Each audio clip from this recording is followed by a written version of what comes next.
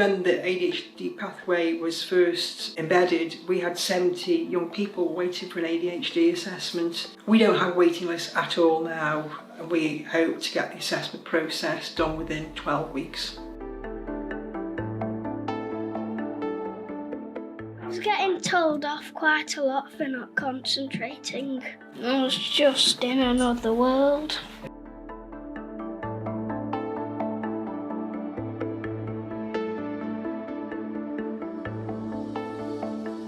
Before I got the report and before we had the QbTest, he was just getting in low-level trouble, but I knew it's not because he's a naughty boy, it's just because he was shouting out and he was getting yellow cards and he wasn't finishing his work on time and he wasn't finishing his sentences.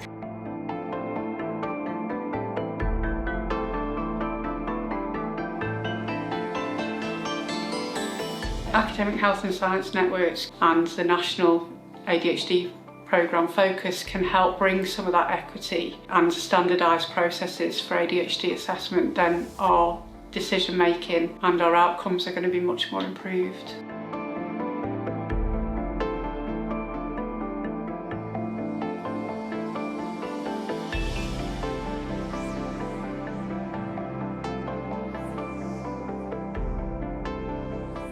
The major benefits is that it's objective. It's not giving clinical opinions. It is measuring inattention, hyperactivity and impulsivity objectively.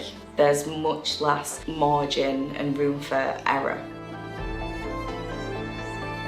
There was obviously something that was disadvantaging you at school, wasn't there? Yeah.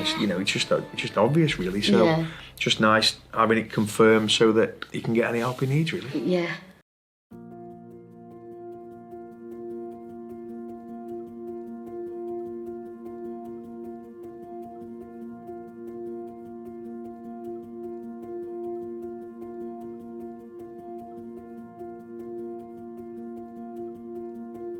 The test comprises of a computer test whereby the young person sits in front of a computer and there's target stimuli that appears on the screen. They have a handhold presser in their hand, and when a target stimuli appears, they have to press the button. When it's a non-target stimuli, they have to withhold their response. And this test takes 20 minutes. So this is a measure of their attention, how well can they attend during this time, and also a measure of how well they're able to inhibit their response when it's a non-target stimuli. So that's a measure of their impulsivity. At the same time as they're doing this, their activity is tracked. So the participant wears a headband and it has a reflective marker right in the centre. And when they're doing the test, they tend to be making movements. So it's tracking their activity as they're doing the test. It's timely, it gives us a great indication from the very earliest point as to, has this child got ADHD? Is there something else we need to consider? This child doesn't look at all like they've got ADHD when we look at what other information we've gathered, so at an early point we can rule in or out further assessments. It's literally on paper, you are able to share that result with the parent or the referrer and the child or teenager to see, the differences and what the normal behaviours are for their age range and where they're at. So it's really a visual thing to be able to see. The national programme is adaptable. I think certainly our pathway can be rolled out by any service. It might be important to add that we didn't have any additional funding for our QbTest. We just realigned resources in a different way, so we were kind of creative in how we met that need.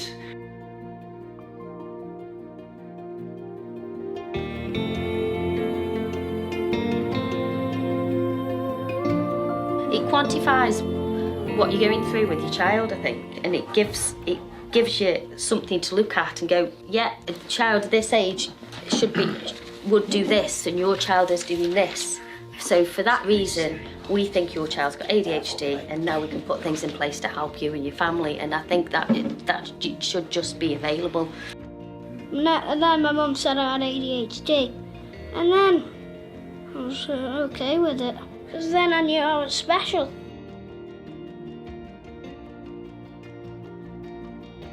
It strengthens our decision making because we're able to share with that young person or the parent's carer the result of an objective test, so it can really help. And I have found that to be hugely beneficial when I'm interacting and engaging with young people. I think one of the really great things is it's really helpful in diagnosing girls with ADHD.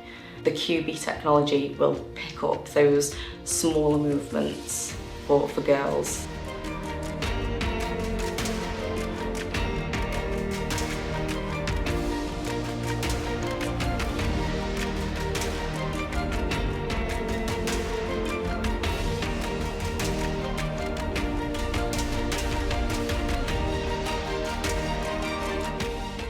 I think the next steps for us are to ensure that we can continue to spread the innovation to as many places as possible across England, so as many children and families can benefit from the innovation.